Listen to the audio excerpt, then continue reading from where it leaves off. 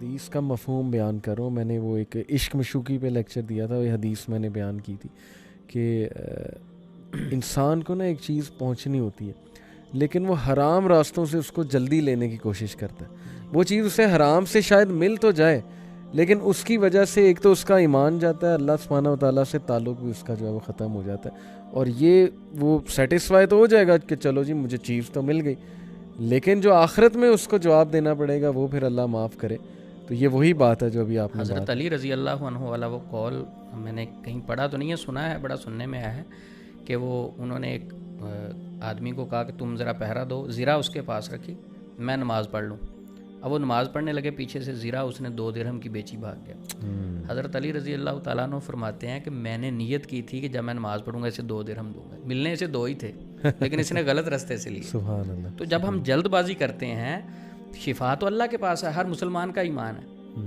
جادو میں جادوگر کے پاس چلے جائیں تب بھی اللہ نے شفا دینی, قرآن سے علاج کروائیں تب بھی شفا اللہ نے دینی. دونوں صورتوں جب شفا اس کے پاس ایمان کا امتحان چل رہا ہے, اللہ آزمائش چل رہی, اس میں آپ فیل ہو رہے ہیں, فیل ہو گئے, سب کچھ گیا.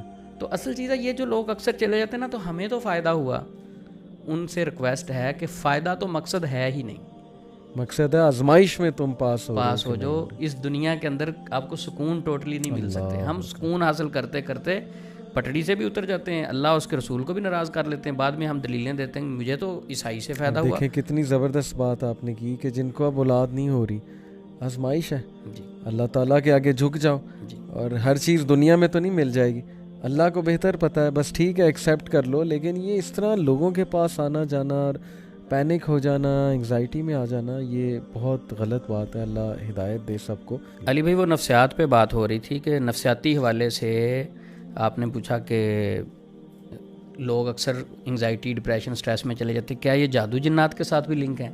جب ایک بندہ پریشان ہوتا ہے وہ آتا ہے معالج کے پاس, حیرانگی کی بات ہے کہ معالج کچھ حدیثیں سنا کے دوسرے کو نیگیٹو کرنے کی کوشش کرتے ہیں. حدیثیں کیسی سناتے ہیں؟ اب ظاہری پتہ نہیں چلے گا کہ یہ بندہ مجھے نیگیٹو کر رہا ہے یا پازیٹیو کر رہا ہے. مثلا میں ایک آپ کو روایت سناتا ہوں, کہتے بخاری عامل کی بات کر رہا ہوں. ایک پیشنٹ نے یہ بتایا کہ ایک عامل نے مجھے ایسے بھی کاؤنسلنگ کی. پیشنٹ کہتا ہے سر میرا جادو ختم ہو جائے گا, میں تو بڑا پریشان ہوں, بڑے عرصے سے علاج کروا رہا ہوں. تو عامل صاحب حدیث سناتے ہیں. دیکھیں بخاری شریف کی حدیث ہے, ایک خاتون تھی کالی جسے دورے پڑتے تھے, نبی پاک کے پاس آئی اور اس کو مرغی کے دورے پڑتے تھے. نبی صلی اللہ علیہ وسلم نے فرمایا اگر تو چاہتی ہے تو صبر کر لے, جنت ملے گی, اور اگر تو کہتی ہے تو میں دعا کر دیتا ہوں, ٹھیک ہے. تو اس نے کہا کہ میں صبر کروں گی, آپ دعا یہ کریں کہ میرا سطر کھل جاتا ہے, وہ کپڑا میرے اوپر سے نہ اترے, بس یہ دعا کر دیں. تو نبی پاک نے یہ دعا کی, ان کا سطر نہیں کھلا. اب اس سے استدلال کیا کیا خوف زدہ کرنے کے لیے؟ انہوں نے کہا دیکھیں اس عورت کو آرام تو نہیں آیا نا, صحیح. اس سے ثابت یہ ہوا کہ یہ تو قبر تک جادو ساتھ جاتا ہے. صحیح. یہ نیگیٹو اثرات قبر تک آپ کے ساتھ جاتے ہیں, آپ کو ختم نہیں کرتے, ختم نہیں ہونے. اب یہ پیشنٹ سن کے وہ پینک ہو جاتا ہے. دیکھیں حدیث میں یہ تو آرام آ ہی نہیں سکتا, حالانکہ اس حدیث میں تو صبر کی تلقین کی گئی ہے. اس میں یہ تو نہیں کہا گیا کہ جادو کبھی بھی نہیں ختم ہوتا, اس میں تو صبر کی تلقین کی گئی ہے کہ صبر کرنا چاہیے, ہر پریشانی پہ, ہر آزمائش پہ صبر کریں آپ. تو ہم صبر کو چھوڑ کے دوسرے کو صبر کی تلقین بھی نہیں کرتے, علاج کرتے رہتے ہیں, علاج کرتے رہتے ہیں. جب وہ پوچھتا مجھے آرام آ جائے گا, کہتے ہیں شفا اللہ دے گا. پھر وہ کوئی دلیل مانگتا ہے کہ بھئی آپ کے پاس بھی تو آ رہا ہوں, آپ بھی تو کچھ گائیڈ کرو. دیکھیں یہ نہیں ختم ہونے والی چیز. دلیل کیا ہے؟ بخاری شریف میں حدیث ہے کالی عورت کو آرام نہیں آیا تھا. اچھا نبی پاک پہ بھی جادو ہوا تھا, آرام آ گیا تھا یا نہیں؟ بالکل صحیح. اور لوگوں کو نظر لگتی تھی آرام آ گیا تھا, نہیں. وہ نہیں سنائیں گے حدیثیں. ایک اور حدیث سنائیں گے, پازیٹیو سائیڈ والی حدیث نہیں. ایک اور حدیث سنائیں گے پینک کرنے کے لیے, وہ آپ نے بھی سنی ہوگی. نبی صلی اللہ علیہ وسلم سے حدیث موجود ہے بخاری شریف میں, ان الشیطان یجری من الانسان کمجری الدم, شیطان انسان کے جسم میں خون کی طرح گردش کرتا ہے. صحیح. بالکل صحیح حدیث ہے.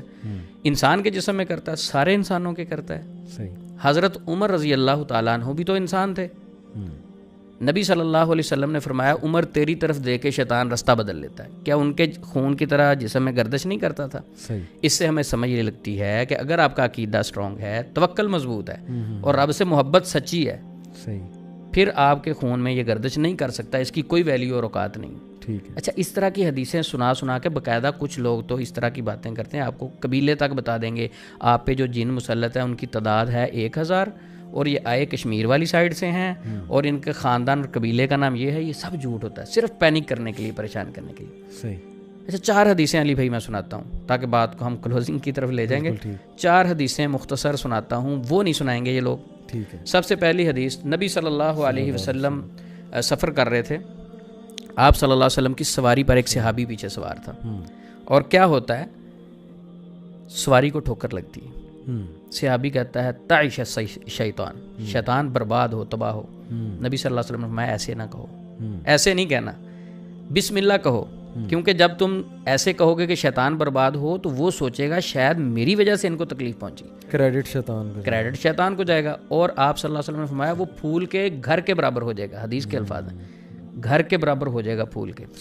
اچھا, اب دوسری طرف نبی صلی اللہ علیہ وسلم نے فرمایا بسم اللہ کہو, وہ سکڑ کے مکھی کی طرح ہو جائے گا. یہ حدیث کے الفاظ ہیں. بے شک نبی صلی اللہ علیہ وسلم تو پاور ذکر و اذکار کی بتا رہے ہیں. آج کل کے عامل حضرات واقعہ سنا سنا کے پاور جادو جنات کی, یعنی فضائل تو ہمیں قرآن و سنت کے بیان کرنے چاہیے تھے, یہ جادو جنات کے فضائل بیان کرتے ہیں. صحیح. قرآن پاک کی آیت ہے سورۃ ابراہیم آیت نمبر 22. اللہ رب العزت کے پاس قیامت کے دن جب فیصلے کر دیے جائیں گے, گناہ گار بھی کھڑے ہوں گے اور نیک لوگ بھی کھڑے ہوں گے. گناہ گار ابلیس بھی آ جائے گا. گناہ گار کہیں گے یا اللہ یہ ابلیس کھڑا ہے نا, سارا کچھ اس نے کروایا, ہمارا تو کوئی قصور نہیں تھا. صحیح.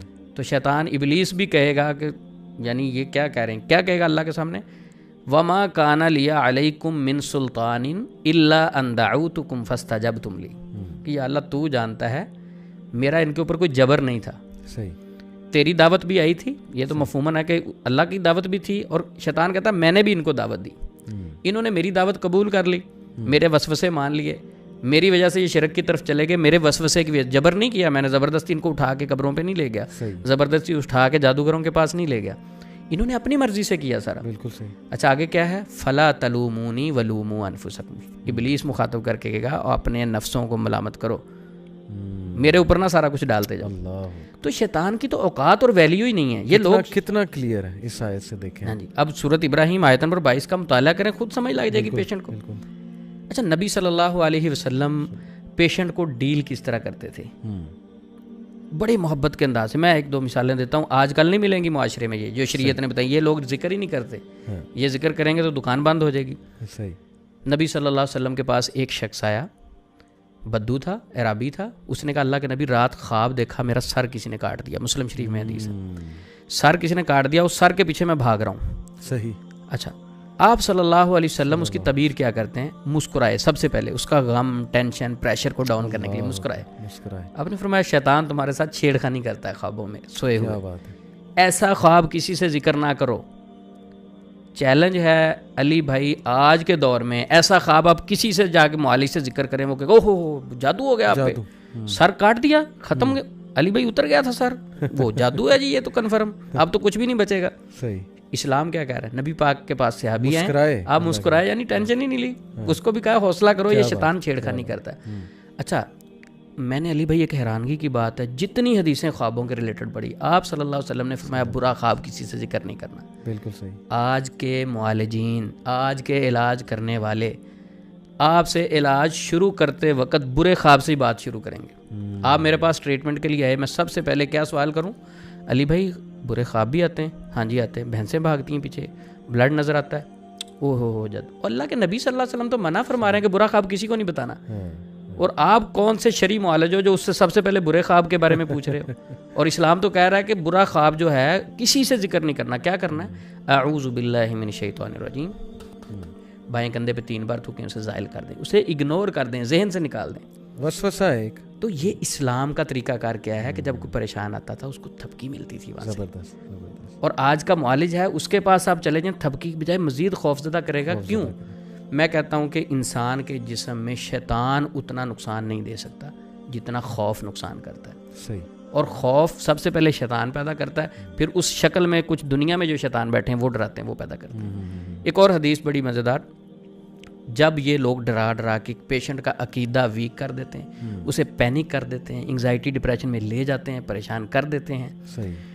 اس کے بعد ان کا طریقہ کار بدل جاتا ہے. اچھا, اب اس میں جب ایک بندہ پینک ہو گیا ہے, صحیح, ٹھیک ہے, اس کا نظریہ چینج ہو گیا ہے, تو اس کے بلیوز کے اکارڈنگلی اس کے فیصلے ہوں گے. نبی پاک صلی اللہ علیہ وسلم ایک بوڑھے کا پتہ لینے گئے, تمارداری کے لیے گئے. نبی صلی اللہ علیہ وسلم, آپ صلی اللہ علیہ وسلم نے جا کے اس بوڑھے کو کہا لا بأس طہور انشاءاللہ، کوئی مسئلہ نہیں، آپ نے پاک ہو جانا ہے، اس سے آپ ٹھیک ہو جانا ہے، آپ نے صحیح، یہ بیماری آپ کو پاک کرنے والی ہے۔ تو بوڑھا پتہ کیا کہتا، اس میں ذرا نیگیٹیوٹی تھی، کہتا اللہ کے نبی صلی اللہ علیہ وسلم میں جانتا ہوں یہ خواب، یہ جو بخار ہے یہ ایک بوڑھے کو چڑھا ہے اور بوڑھے کو پکڑنے کے بعد یہ اس کو قبر تک لے جائے گا، یہ حدیث کے لفظ ہیں۔ اللہ، تو نبی پاک صلی اللہ، بخاری شریف کی حدیث ہے، نبی پاک صلی اللہ علیہ وسلم نے فرمایا ٹھیک ہے پھر اللہ تیرے ساتھ ایسا ہی معاملہ کرے۔ اللہ، مختلف روایات میں ملتا ہے کہ نیکسٹ ڈے ہی اس کی ڈیتھ ہو گئی۔